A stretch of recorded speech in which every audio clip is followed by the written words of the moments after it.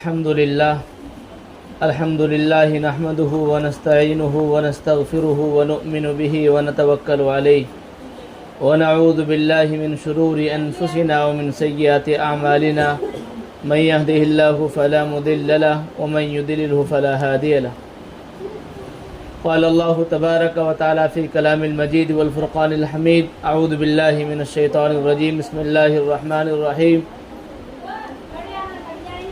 كل نفس ذائقة الموت ثم إلينا ترجعون. وقال تعالى: إذا جاء أجلهم لا يستأخرون ساعة ولا يستقدمون.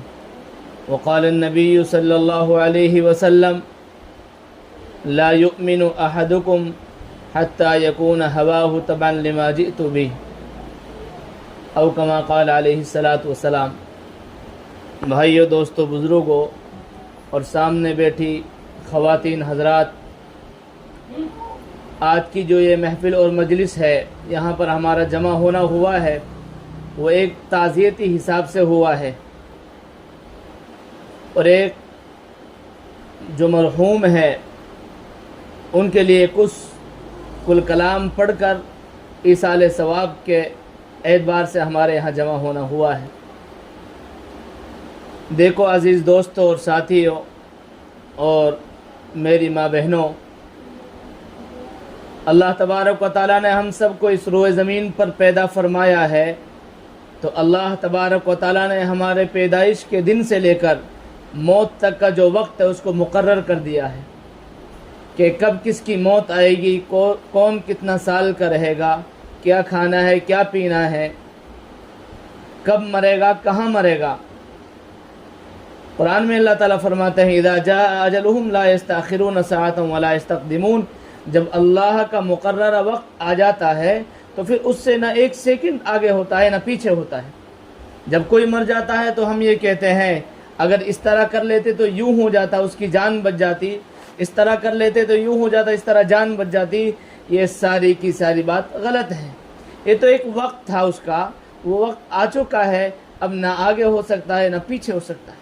بیمار آدمیوں کو آپ کہیں لے جاؤ، امریکہ لے جاؤ، ودیش لے جاؤ، کسی بھی ہاسپٹل میں لے جاؤ، کیسا ہی ڈاکٹر آپ لے کر آ جاؤ، لیکن جب اس کا وقت آ چکا ہے تو کوئی اس کو نہیں صحیح کر سکتا ہے. آپ پوری جان کی بازی لگا دو، زمین جائیداد سب چیز کو آپ قربان کر دو، لیکن آپ نہیں بچا سکتے ہیں اگر اس کا وقت آ چکا ہے. اس لیے میرے بھائیوں، ہمیں کیا کرنا ہے؟ ہمیں کرنا یہ ہے کہ جب اللہ نے ہمارا وقت طے کر رکھا ہے اور یہ نہیں پتا کہ کب موت آئے گی، کس دن آ سکتی ہے، کتنے سانس باقی ہے اور کتنے دن باقی ہے، رات میں یہ دن میں کب آئے گی، تو ہمیں کرنا یہ ہے کہ ہمیں مرنے سے پہلے اپنی مرنے کی تیاری کرنی ہے. موت سے کوئی نہیں بھاگ سکتا. دنیا میں ایسے انسان ہیں جو اللہ کا انکار کرتے ہیں، یہ کہتے ہیں کہ اللہ کوئی چیز نہیں. ایسے انسان ہیں جو نبیوں کا انکار کرتے ہیں، ایسے انسان ہیں جو اور دیگر چیزوں کا انکار کرتے ہیں.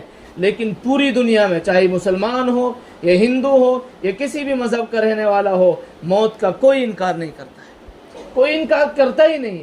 اس لیے کہ موت تو ہر ایک کو آنی ہے، مسلمان کو بھی آتی ہے اور غیر مسلم کو بھی آتی ہے، مرد کو بھی، عورت کو بھی، بچے کو بھی، جوان کو بھی، بوڑھے کو، ہر ایک کو موت آتی ہے اور موت کا شکار ہوتے رہتے ہیں اور ہم دیکھتے رہتے ہیں.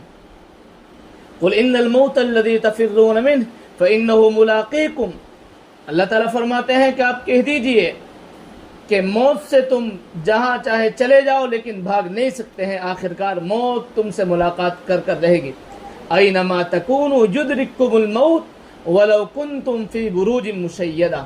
اللہ فرماتے ہیں قرآن کریم میں کہ تم جہاں چاہے چلے جاؤ، مضبوط قلعوں میں جا کر چھپ جاؤ، اور قلعوں میں جا کر 7 تالوں کے اندر، 7 نہیں ہزاروں تالوں کے اندر جا کر چھپ جاؤ اور ذرا سا بھی راستہ مت چھوڑو، موت پھر بھی تمہیں آ کر رہے. یہ تو یقینی ہے. تو اس لیے میرے بھائیوں، جب یہ یقین ہے کہ موت آ کر رہے گی اور ہمارا یقین ہے، یہ بھی ہمارا یقین اور عقیدہ، اس پر ہمارا ایمان ہے کہ مرنے کے بعد اللہ تبارک و تعالی قیامت جب قائم ہوگی اس کے بعد تمام انسانوں کو دوبارہ زندہ کریں گے اور میدان محشر میں جمع کریں گے. قرآن میں اللہ فرماتے ہیں: الذی خلق الموت والحیات لیبلوکم ایکم احسن عملا.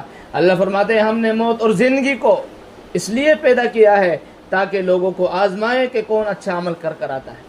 یہ مردوں کے لیے نہیں، یہ حکم مردوں کے لیے بھی ہے اور عورتوں کے لیے بھی ہے۔ میرے عزیز دوستوں اور ساتھیوں اور خواتین حضرات، ہمیں ایک اللہ کی اطاعت اور فرم برداری کرنی ہے۔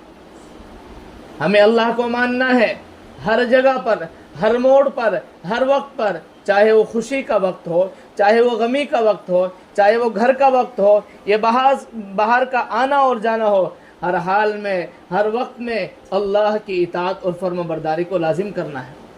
اگر کوئی مر جاتا ہے تو ہم گھنٹے 2 گھنٹے کے لیے، دن 2 دن 4 دن کے لیے ہم اپنے آپ کو بڑا اچھا انسان بنا لیتے ہیں، اور اس کو جانے کے بعد نہ ہم نماز پڑھتے ہیں، نہ ہم ذکر کرتے ہیں، نہ قرآن کی تلاوت کرتے ہیں، بس بھول چکے ہیں، اب ہم جو من میں آتے ہیں وہ ہم کرتے ہیں۔ نہیں، ہمیں اپنی پوری زندگی کو میرے بھائیوں اللہ کی اطاعت اور فرم برداری میں لگانا ہے، گناہوں سے اپنے آپ کو بچانا ہے۔ قرآن میں اللہ فرماتے ہیں موتو قبل ان تموتو، قرآن میں نہیں حدیث میں اللہ فرماتے ہیں موتو قبل ان تموتو وحاسبو قبل ان تحاسبو، کہ مرنے سے پہلے اپنے مرنے کی تیاری کر لو، مرنے سے پہلے اپنے مرنے کی تیاری کر لو، اور تمہارا حساب کیا جائے اس سے پہلے تم اپنے آپ کو پرکھ لو اور اپنا حساب کر لو۔ اس لیے میرے بھائیوں، ہمیں مرنے سے پہلے مرنے کی تیاری کرنی ہے۔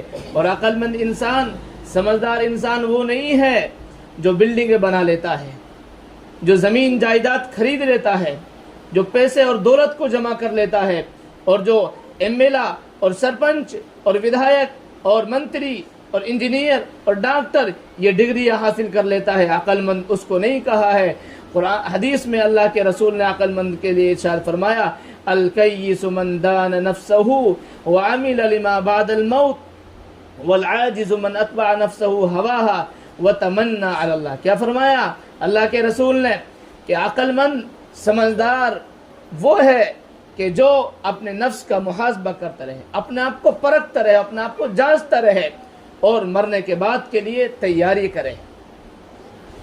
ہمیں مرنا ہے، قبر میں جانا ہے، قبر میں جائیں گے تو حساب و کتاب کے لیے تیار فرشتے موجود ہیں۔ تیرا رب کون ہے، تیرا دین کیا ہے، تیرا نبی کون ہے، تو دنیا میں کس طرح زندگی گزار کر گیا ہے۔ اگر ہم اللہ کی مان کر، نبی کی مان کر، نبی کے طریقے کے مطابق زندگی گزار کر گئے ہیں تو ہم سیدھا سادہ جواب دے دیں گے، اور اگر ہم نے اپنی زندگی کو گناہوں میں، برائیوں میں، بدعات اور رسومات میں گزارا ہے تو ہمارے پاس کوئی جواب نہیں ہوگا، اور فرشتے ہمیں پکڑیں گے اور عذاب دینا چالو کر دیں گے۔ اس لیے ہمیں کرنا یہ ہے کہ اپنے مرنے سے پہلے مرنے کی تیاری کرنی ہے۔ اور ناسمجھ اور بیوقوف آدمی، حدیث میں اس کو فرمایا کہ جو انسان اپنے نفس کی پیروی کرتا ہے، جیسا دل کہتا ہے، جیسے اس کا دل چاہتا ہے ایسا کرتا ہے، اور کیا کہتا پھرتا ہے، اللہ کی ذات پر امید رکھتا ہے کہ اللہ غفور الرحیم۔ بالکل اللہ غفور الرحیم ہے، لیکن اللہ یہ بھی فرماتے ہیں کہ تم صحیح راستہ، صحیح طریقہ اختیار کرو، اللہ تبارک و تعالی غفور الرحیم ہے، اللہ تبارک و تعالی معاف فرما دے گا۔ اور میرے بھائیو، عزیز ساتھیوں اور دوستو، موت کے وقت اور موت کے بعد ہم کتنی رسومات پیدا کرتے تھے، کتنی بدعات کو ایجاد کر دیتے ہیں۔ میت مر رہی ہے، مر چکا ہے، گھر والے پریشان ہیں، غمی میں رو رہے ہیں، کسی کا بچہ، کسی کی بچی، کسی کا باپ، کسی کی ماں، کسی کا بھائی، کسی کا رشتہ دار چلا گیا، ان کے گھر میں سوگ منا ہوا ہے، اور وہیں پر وہی گھر والے یا اڑوس پڑوس کے لوگ وہیں پر دیگیں چل رہی ہیں، کھانا پکانا چل رہا ہے، ایک طرف خوشی کا ماحول چل رہا ہے تو دوسری طرف گھر والوں کو ماتم چھایا ہوا ہے، اور وہ بیچارے اپنے سوگ میں لگے ہوئے ہیں۔ پھر 10 دن ہوتے ہیں تو 10واں ہوتا ہے، 40 دن ہوتے ہیں تو 40واں ہوتا ہے۔ شریعت کہتی ہے کہ یہ چیزیں ناجائز ہیں، بدعت ہیں، اور بدعت کرنے والا، اللہ کے رسول نے فرمایا بدعت کرنے والا جہنمی ہے۔ اس لیے ہمیں بدعات سے بچنا ہے، رسومات سے اپنا آپ کو بچانا ہے۔ ان چیزوں سے اپنا آپ کو ہم بچائیں گے، کامیابی کا راستہ۔ ایک اللہ نے ہمیں پیدا کیا ہے، اللہ نے کہا ایمان لے کر آؤ، قرآن پر، حدیث پر، نبی جو بتلا کر گئے ہیں اس کے مطابق زندگی گزارو۔ اس لیے ہمیں اپنے ہر اعتبار سے اپنی زندگی کو پیغمبر صلی اللہ علیہ وسلم کی شریعت کے مطابق ढालना है। اور حدیث میں اللہ کے رسول صلی اللہ علیہ وسلم نے فرمایا کہ اگر کسی کا کوئی بچہ یا کسی کے گھر اور پریوار میں سے کوئی آدمی فوت ہو جاتا ہے، چاہے وہ مرد ہو یا عورت ہو، کوئی فوت ہو جاتا ہے، اللہ تعالیٰ فرشتوں سے کیا پوچھتے ہیں؟ اللہ تعالیٰ فرشتوں سے پوچھتے ہیں کہ میرے بندے کی تم نے روح قبض کر لی؟ ہاں، میرے بندے کی روح قبض کر لی، اور فلاں کا جگر کا ٹکڑا ہے، تم نے اس کی روح کو نکال لیا؟ فرشتے عرض کرتے ہیں اللہ آپ کا حکم تھا، ہم نے اس کی روح کو قبض کر لیا۔ فرشتوں سے اللہ پوچھتے ہیں کہ جب تم نے اس کی روح قبض کی تھی تو کیا کہا تھا انہوں نے؟ یہ اللہ آپ کی حمد و ثنا بیان کی تھی، آپ کی حمد و ثنا بیان کی تھی۔ اللہ تعالیٰ فرماتے ہیں کہ میرے بندے کے لیے جاؤ، جنت کے اندر بیت الحمد کے نام سے ایک محل بنا دو، ایک بہت بڑا محل بنا دو۔ یہ کس کے لیے ہے؟ یہ گھر والوں کے لیے ہے۔ اگر بچہ چلا جاتا ہے، بچی چلی جاتی ہے، گھر پریوار میں سے کوئی چلا جاتا ہے، تو اب ایک راستہ بچتا ہے کہ صبر کیا جائے، صبر کیا جائے۔ کتنا ہی رو لو، پورے گاؤں کو، پورے محلے کو، پورے ہندوستان کو، پوری دنیا کے لوگوں کو رلاؤ آ کر، لیکن مرنے کے بعد مرنے والا دوبارہ نہیں آ سکتا ہے، نہیں آ سکتا ہے۔ اللہ سے جنگ نہیں ہو سکتی ہے، بلکہ یہ تو ہمیں ہی جانا پڑے گا، وہ واپس نہیں آ سکتا ہے۔ ہاں، غم ہونا چاہیے، لیکن ایسا غم نہیں کہ ہم بچوں کے لیے یا اپنے مردوں کے لیے پھاڑ پھاڑ کر روتے ہیں، گریبان چاک کر روتے ہیں، بکھان بکھان کر روتے ہیں۔ نہیں، بس صبر کرو، اپنے چھاتی کو مضبوط کرو، اللہ سے دعا کرو، اللہ بس تو اس کو معاف فرما دے، اس کی مغفرت کر دے۔ اگر کوئی چھوٹا معصوم بچہ ہوتا ہے تو میرے بھائیوں، وہ تو بخشا بخشایا ہوتا ہے، اس سے نہ کوئی سوال و جواب ہوتے ہیں، اور اللہ کے دربار میں میدان محشر میں جب ہم جائیں گے، اگر ہمارا خدا نہ خواستہ نعوذ باللہ ہمارا نام جہنم والوں میں آ گیا، ہمارا چھوٹا معصوم بچہ دنیا سے چلا گیا، وہ ہم کو پکڑ کر جنت میں داخل کروائے گا، ہماری بخشش کا ذریعہ بنے گا۔ بس رونے سے کچھ نہیں ہوتا۔ ہاں، اگر رونا بھی ہے، غمی ہے، وہ بھی طریقے کے مطابق۔ اللہ کے رسول صلی اللہ علیہ وسلم اپنے بیٹے کو دفن کر رہے ہیں، قبر میں اتار رہے ہیں، اور آپ کی آنکھوں سے آنسو ٹپک رہے ہیں، زبان سے کچھ نہیں، آنکھوں سے آنسو ٹپک رہے ہیں۔ ہاں، غمی کرو تو غم بھی طور طریقے کے مطابق ہونا چاہیے۔ رونا، چیخنا، واویلا کرنا یہ چیز نہیں، بلکہ اب تو صبر ہے، صبر کرو، اور اللہ تبارک و تعالیٰ سے دعا کرو، ان کے لیے پڑھ کر بھیجو، اور ایسے کام کرو کہ ہمیشہ ان کے لیے اس کا ثواب پہنچتا رہے۔ کوئی صدقہ جاریہ کا کام کر دو، اپنے بچے کی طرف سے، بچیوں کی طرف سے، مرحومین کی طرف سے۔ آپ کسی مدرسے میں جاؤ، کوئی کمرہ بنوا دو، مدرسے میں اینٹ لگوا دو، یا کوئی چیز بنوا دو، اور جاؤ مسجد بنوا دو، اور کوئی مسافر خانہ بنوا دو، کوئی مکتب بنوا دو، کوئی ہیڈ پمپ، کوئی پانی کا سیون لگوا دو، کہ اس کے ذریعے سے اس کو مستقل اور اس کا ثواب اس کے قبر میں اس کے لیے پہنچتا رہے گا۔ بس ہمیں کرنا یہ ہے کہ اب اپنے آپ کو صبر کے ساتھ ساتھ اللہ کی اطاعت اور فرم برداری کریں۔ نمازوں کی پابندی، اللہ نے 5 وقت کی نماز فرض کی ہے۔ غیرت کی بات تو یہ ہے، شرم کی بات تو یہ ہے کہ آج مسلمان ایسے حالات سے گرے ہوئے ہیں کہ مسلمانوں کو مارنے پر لوگ تلے ہوئے ہیں، چاروں طرف مسلمان پھنسے ہوئے ہیں، مسلمانوں کا کوئی نہیں، ایک اللہ ہے۔ لیکن اللہ نے بھی یہ کہا ہے، حفاظت کی ذمہ داری اللہ نے لی ہے کہ میری اطاعت اور فرما برداری کرو۔ آج مسلمان پریشان حال ہے، حالات کا شکار ہیں، پھر بھی مسلمانوں کی مساجد خالی پڑی ہوئی ہے، نماز پڑھنے کے لیے تیار نہیں، عورتوں گھروں میں نماز پڑھنے کے لیے تیار نہیں، پھر بھی اپنا آپ کو بدلنے کے لیے تیار نہیں، ہمیں اپنا آپ کو بدلنا ہے۔ آج ہمارا لباس، ہماری عورتوں کا لباس، ہماری بچیوں کا لباس ایسا لباس ہو چکا ہے جو یہودیوں کا لباس ہے، جو انگریزوں کا لباس ہے، جو غیروں کا لباس ہے۔ کیا عائشہ نے، فاطمہ نے، ختیجہ نے کیا ہمارے لیے یہی پیغام دیا تھا؟ فاطمہ تو یہ پیغام دے کر گئی ہے، عائشہ تو یہ پیغام دے کر گئی ہے کہ اپنا لباس ایسا لباس پہنو کہ جس سے تمہارا سر سے لے کر پیر تک سارا جسم ڈھکا رہے۔ اس لیے کیوں ہم عائشہ کے لباس کی دھجیاں اڑا رہے ہیں؟ کیا ہمارے نبی ہمیں پسند نہیں ہے؟ کہ عائشہ اور فاطمہ ہمیں پسند نہیں ہے جو اللہ کے رسول کی بیوی، فاطمہ جو اللہ کے رسول کی بیٹی؟ क्या हमें वो पसंद नहीं है? अगर कल जाकर फातिमा ने, आयशा ने, खतीजा ने हमारे गिरेबान को पकड़ लिया कि तुम दुनिया में रहकर कैसे लिबास पहन कर आई हो, हम तो तुम्हारे लिए सबक सिखा कर गई थी कि तुम्हें इस तरह लिबास पहनना है जिस तरह शरीयत हुक्म देती है। आज हमारी बच्चियों के लिबास, हमारी बच्चियां 10 साल की, 15 साल की, 4-5 साल की बच्चियां नंगे सर घूमती है। इसका गुनाह किस पर है? बच्ची के साथ साथ उसके माँ बाप पर भी है। उसके माँ बाप गिरफ्त होगा, अल्लाह उसकी पकड़ करेंगे।